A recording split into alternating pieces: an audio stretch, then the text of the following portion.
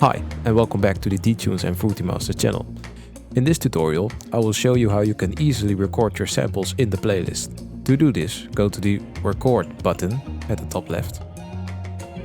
Then click Everything.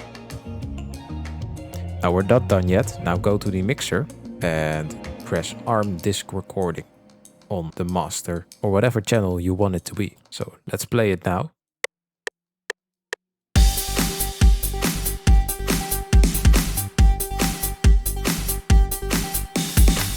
So here is the recorded part.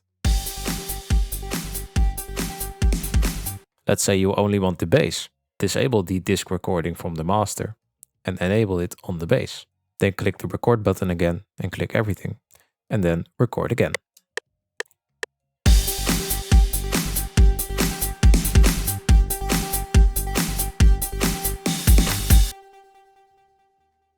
As you can see, we only have the bass right now.